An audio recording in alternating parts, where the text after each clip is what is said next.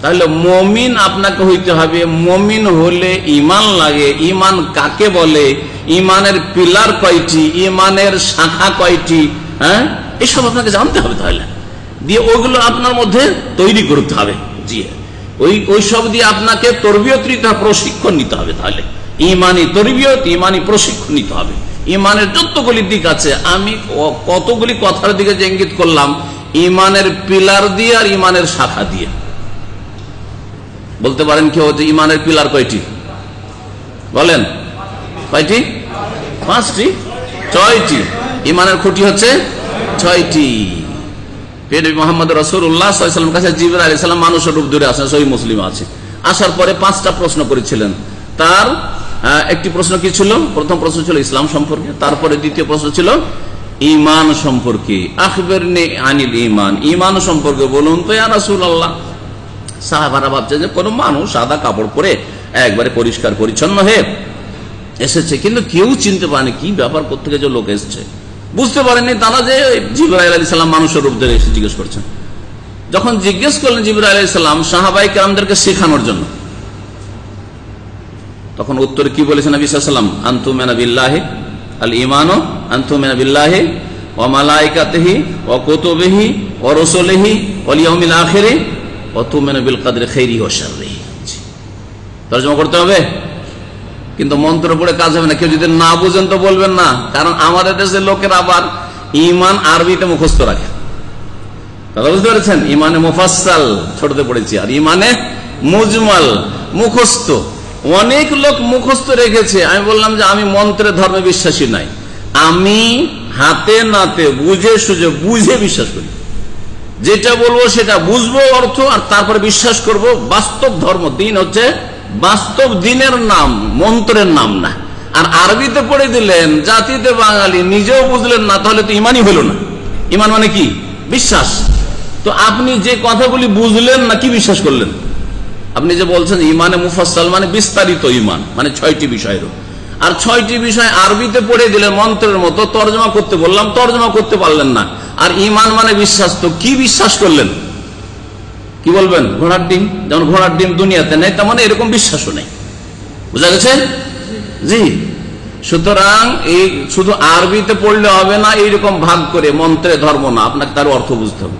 আনতুমিনা বিল্লাহি, আল্লাহর প্রতি ঈমান রাখবে, ওয়া মালাইকাতিহি, ফেরেশতার প্রতি ঈমান রাখবে, আর ওয়া কুতুবিহি, কিতাব সময় আসমানি কিতাবের প্রতি ঈমান রাখবে, শেষ কিতাব কোরআনে কারীম, রাসূলগণের প্রতি ঈমান রাখবে, পরকালের প্রতি ঈমান রাখবে, যতগুলি স্তর রয়েছে পরকালের, ভালো মন্দ তকদিরের প্রতি ঈমান রাখবে। ঠিক না?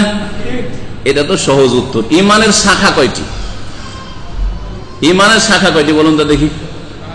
মাশাআল্লাহ, বলেন। কমপক্ষে একজনকে তো উত্তর দিতে হবে।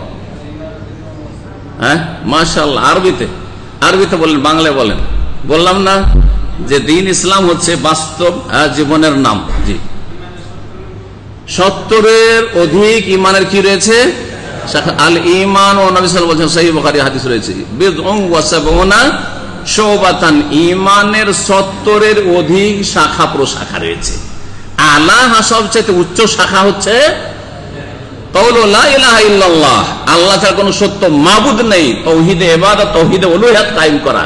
ওয়া আদনাহা, আর সবচেয়ে নিম্ন, সবচেয়ে নিচের শাখা হচ্ছে, জি হ্যাঁ, যেমন গাছে অনেকগুলি ডাল থাকে, মোটা ডাল থাকে, একেবারে চিকন পাতলা ডাল থাকে। সবচেয়ে পাতলা শাখা মানে তো ঠিক গাছের শাখা প্রশাখা বলি। তো সবচেয়ে নিম্নের যে শাখাটি সেটি হচ্ছে ইমাতাতুল আযা আনিত তারিক, রাস্তা থেকে কষ্টদায়ক বস্তুকে কি করা? সরিয়ে দেওয়া। তাহলে কাঁটা একটা পড়ে আছে, বা ময়লা আবর্জনা পড়ে আছে, পেশাব পায়খানা পড়ে আছে, একটা মরা কিছু এদুর পড়ে আছে, সরিয়ে দেন। এইরকম যে কিছু হতে পারে যাতে কষ্ট হতে পারে, একটা ইট পড়ে আছে, কেউ হোঁচট খেয়ে পড়তে পারে, একটু সরিয়ে দিলেন। এটাও ইমানের একটি কি শাখা। ওয়াল হায়াউ শুবাতুম মিনাল ঈমান, আর লজ্জা করাটাও, যেই লজ্জা মানুষকে ভালো কাজে উদ্বুদ্ধ করে আর মন্দ কাজ থেকে বিরত রাখে, এটা হচ্ছে লজ্জা। এই লজ্জা হচ্ছে ঈমানের একটি শাখা, শুবাতুম মিনাল ঈমান।